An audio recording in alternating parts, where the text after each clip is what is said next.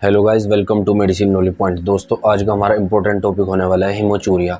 जानेंगे ये क्या होता है, क्या इसके लक्षण होते हैं, क्या कारण होते हैं, क्या इसका एलोपैथिक ट्रीटमेंट होता है और क्या डायग्नोस होती है। कंप्लीट इन्फॉर्मेशन दोस्तों आज हम आपको देने वाले हैं हीमोचूरिया के बारे में। तो दोस्तों वीडियो को अंत तक देखते रहिए। मेरा नाम है शाहरुख मलिक, मैं हूँ एक रजिस्टर्ड फार्मासिस्ट। तो चलिए दोस्तों शुरू करते हैं। हीमोचूरिया ये कंडीशन तब होती है जब किसी व्यक्ति में पेशाब करते वक्त पेशाब के साथ ब्लीडिंग का होना, मतलब कि आमतौर में अगर भाषा में कहा जाए तो दोस्तों पेशाब के साथ खून का आना, मूत्र में रक्त का आना, इस कंडीशन को हीमोचूरिया कहा जाता है। जानते हैं इसके कारण के बारे में, क्या कॉजेज हो सकते हैं हीमोचूरिया के। यूरिनरी ट्रैक्ट का इन्फेक्शन हो जाना, यूरिनरी ट्रैक्ट सिस्टम में किसी प्रकार की कोई इंजरी हो जाना। दोस्तों आपको बताता चलूँ, यूरिनरी ट्रैक्ट सिस्टम में आते हैं यूरिनरी ब्लैडर पेशाब की थैली, यूरेथ्रा जहाँ से पेशाब निकलता है, यूरेटर पेशाब की नलियाँ और किडनी वगैरह, ये सभी यूरिनरी ट्रैक्ट के सिस्टम में आते हैं। अब यूरिनरी ट्रैक्ट सिस्टम में किसी प्रकार की कोई इंटरनली इंजरी हो जाती है तो वहाँ पर ब्लीडिंग हो सकती है।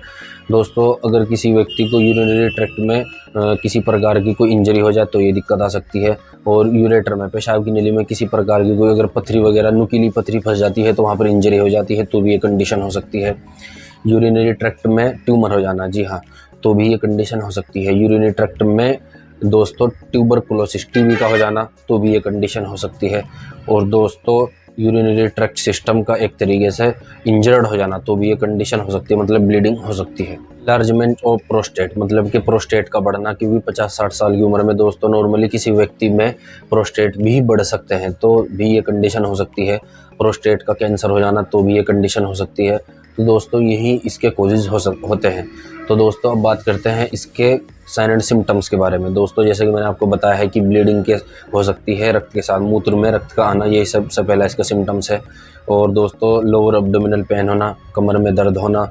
और दोस्तों अगर ज़्यादा मात्रा में एक्सेसिव ब्लीडिंग होती है तो दोस्तों वहाँ पर यूरिनरी ट्रैक्ट में जो है ब्लड का क्लॉट भी हो सकता है। दोस्तों अगर और साइन एंड सिम्टम्स की बात की जाए तो दोस्तों डिफ़िकल्टी इन यूरिनेशन, मतलब कि पेशाब करते हुए कठिनाई हो सकती है। अर्जेंसी इन यूरिनेशन, मतलब कि पेशाब करने की बार बार तीव्र इच्छा हो सकती है। दोस्तों और अगर सिम्टम्स की बात की जाए तो बीपी हाई भी हो सकता है, ब्लड प्रेशर भी हाई हो सकता है। और दोस्तों जैसे कि मैंने आपको बताया, अगर ज़्यादा मात्रा में ब्लीडिंग हो रही है पेशाब के साथ तो दोस्तों यूरिनरी ट्रैक्ट में ब्लड का क्लॉट भी हो सकता है, ब्लड क्लॉटिंग भी हो सकती है, जिससे यूरिनरी ट्रैक्ट ऑब्स्ट्रक्ट भी हो सकता है। यही साइन एंड सिम्टम्स कुछ इसके होते हैं।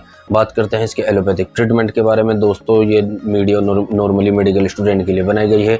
कोई भी आम आदमी किसी भी प्रकार की दवा का इस्तेमाल करने से पहले एक बार ज़रूर डॉक्टर से कंसल्ट करके ही दवा का इस्तेमाल करें। दोस्तों जैसे कि मैंने आपको बताया, इसमें एक्सेसिव ब्लीडिंग होती है तो यहाँ पर हेमोस्टेटिक एजेंट का इस्तेमाल किया जाएगा। इथामसाइलेट टैबलेट का इस्तेमाल किया जाएगा, 500 mg की टैबलेट सुबह शाम 3 से 5 दिन तक। इसकी जगह ट्रेनेक्सेमिक एसिड टैबलेट का भी इस्तेमाल किया जा सकता है, या तो इथामसाइलेट 500 mg की टैबलेट, या फिर इसकी जगह ट्रेनेक्सेमिक एसिड की टैबलेट 500 mg की सुबह शाम खाना खाने के बाद 3 से 5 दिन तक। अब दोस्तों पेन किलर टैबलेट का भी इस्तेमाल किया जा सकता है, क्योंकि इसमें दर्द भी होता है, तो दर्द को कम करने के लिए डायनापार टैबलेट का इस्तेमाल किया जा सकता है, जिसके अंदर डाइक्लोफेनेक सोडियम एंड पैरासीटामोल होती है। और दोस्तों यहाँ पर गैस्ट्रिक प्रॉब्लम भी हो सकती है, क्योंकि एंटीबायोटिक टैबलेट का भी इस्तेमाल यहाँ पर किया जा सकता है। नॉरफ्लॉक्सोसिन टैबलेट का इस्तेमाल यहाँ किया जाएगा दोस्तों सुबह शाम खाना खाने के बाद 3 से 5 दिन तक। दोस्तों जब एंटीबायोटिक टैबलेट चलेगी और जो है नॉर्मली पेन किलर टैबलेट चलेगी और इथामसाइलेट वगैरह, ये सभी टैबलेट जब चलेगी किसी व्यक्ति को तो गैस्ट्रिक प्रॉब्लम भी हो सकती है। तो यहाँ पर सुबह खाली पेट एक कैप्सूल पेंटाप्राजोल एंडोमपेरिडोन का 3 से 5 दिन तक जो है दोस्तों एक कैप्सूल खाली पेट लिया जा सकता है।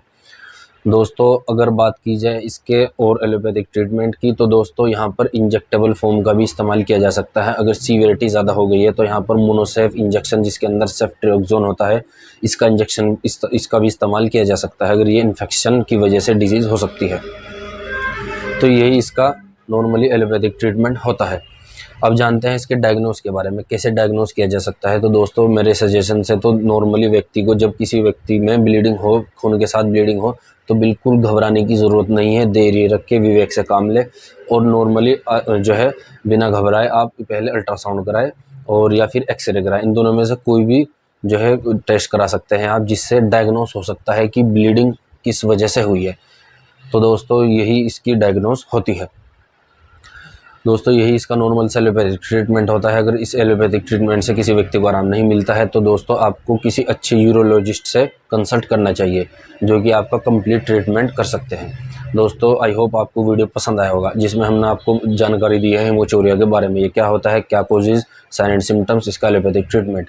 तो दोस्तों अगर वीडियो अच्छी लगी है तो वीडियो को लाइक करें और हमारे चैनल को सब्सक्राइब करें। मिलते हैं ऐसी ही इंफॉर्मेशन के साथ नेक्स्ट इंफॉर्मेटिव वीडियो के साथ। तब तक के लिए बने रहिए मेडिसिन नॉलेज पॉइंट पर। धन्यवाद। जय हिंद।